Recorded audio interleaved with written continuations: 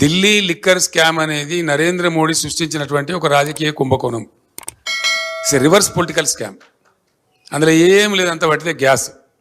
ఇవాళ వరకు ఒక రూపాయి రికవరీ చేయలే, ఒక్క రూపాయి కూడా రికవరీ చేయలేదు. ఎవరి నుంచి ఎవరికి మనీ లాండరింగ్ అయిందో, ఎవరి నుంచి ఎవరు తీసుకున్నాడో ఎవరికి తెలియదు.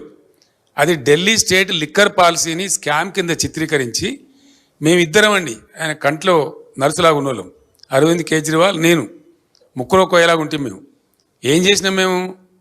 ఆయన మాకు 104 మంది ఎమ్మెల్యేలు మా సంఖ్య ఉండి, అప్పుడు మజ్లిస్ ఎమ్మెల్యేలు 7 మాకు సపోర్ట్ ఉండే టైంలో 119లో 111 మంది మేము ఉన్నాం ఇక్కడ.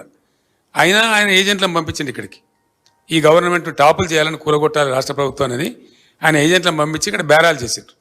వాళ్ళని పట్టి నిర్బంధించి నేను జైల్లో వేసిన. ఇక్కడ వేయడమే కాదు, ఆ ఏజెంట్లను పంపించిన మూల సూత్రధారి బిఎల్ సంతోష్, ప్రధానమంత్రికి రైట్ హ్యాండు, జాతీయ కార్యదర్శి, ఆయనను పట్టుకరమని చెప్పి ఢిల్లీ సెంట్రల్ బీజేపీ ఆఫీస్ మీదకి మన పోలీసులను పంపించిన నేను. ఆయన పట్టుకరవడానికి పోయిన తెలంగాణ పోలీసులు, తప్పించుకున్నాడు ఆయన. అది వాళ్ళ మా మీద కోపం. ఆ కక్ష మనసులో పెట్టుకొని అటు అరవింద్ కేజ్రీవాల్ను, ఇటు నన్ను రాజకీయంగా ఒత్తిడి చేయాలని చెప్పి అటు కేజ్రీవాల్ని అరెస్ట్ చేసిండ్రు, ఇటు నా కూతురుని అరెస్ట్ చేసిండ్రు. వాళ్ళు కడిగిన ముత్యాలలాగా బయటకు వస్తారు. అది స్కామ్ లేదు, బట్టిదే ట్రాష్.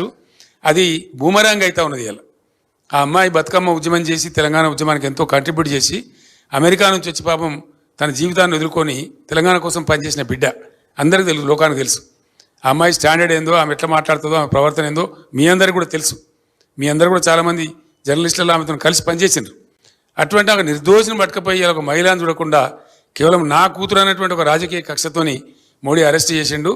ఏం ఫరక్ పడదు, మేము భయపడము. రాజకీయ కుటుంబం కాబట్టి మేము అన్నీ ఎదుర్కొంటాం. మాకు ఈ జైలు బీలు కొత్త కాదు.